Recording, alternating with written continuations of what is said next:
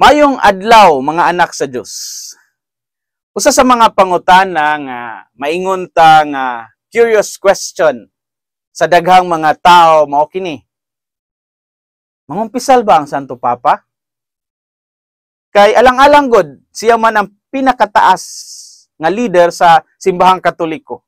Ang uban nagtuo nga holy na sad siya kaayo to the point nga wala nay panginahanglan sa kumpisal.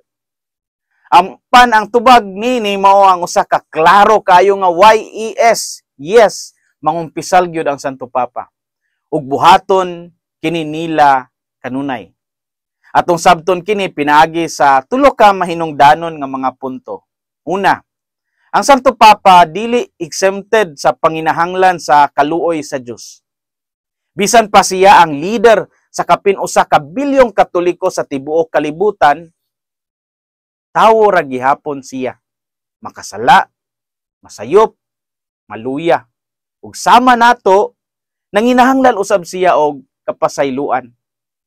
Gikumpirma kini sa mga Santo Papa mismo. Pananglitan, si Pope John Paul II nagsulti nga siya nagakumpisal kada semana.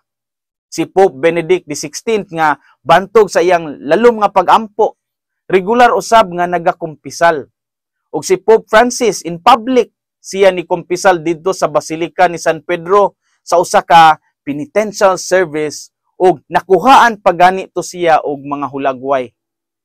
Nakita sa tibuok kalibutan ang pagpaubos sa Santo Papa samtang siya miluhod at tubangan sa usa ka pari. Kung ang Santo Papa mangumpisal, unsa pakhat kita? Diba?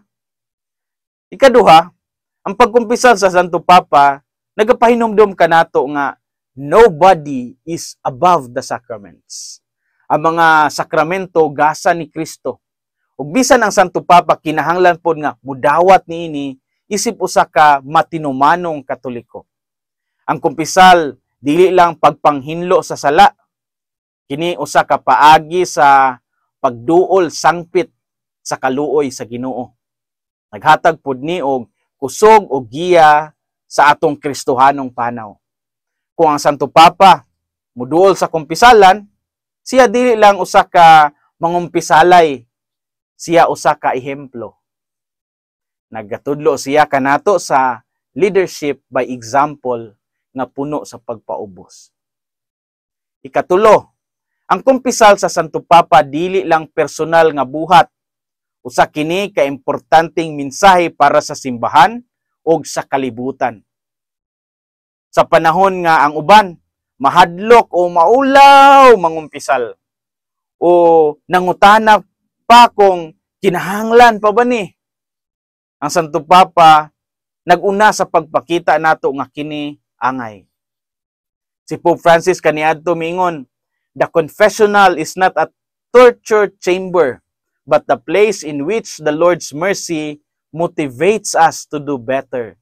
Sa binisaya, ang kumpisalan dili kini siya silya elektrika, kundili dapit diin gidasig ta sa kaluoy sa Ginoo nga mamahimong mas maayo.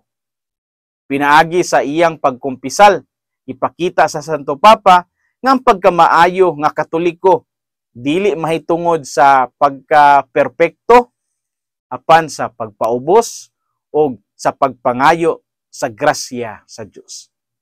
Busa, mangumpisal ba ang Santo Papa? Uy. O jud. Og pinaagi niini iyang gipakita nga ang labing balaan nga mga tao mao kadtong nakaila sa ilang mga weaknesses o kaluyahon. Mudangop sa Ginoo o mangayo sa iyang Dios nung kaluoy. Muduol pod kita sa sakramento sa kumpisal. Dili kini angay kahadlukan apan higayon nga makasinati ita sa grasya, kaayuhan o kabag-uhan. Kini si Father Felmar Castrodes, Fiel SVD, ang inyong magsisibya sa maayong balita. Hinumdumi ang kinabuhing Kristiyano, kinabuhi sa pagserbisyo.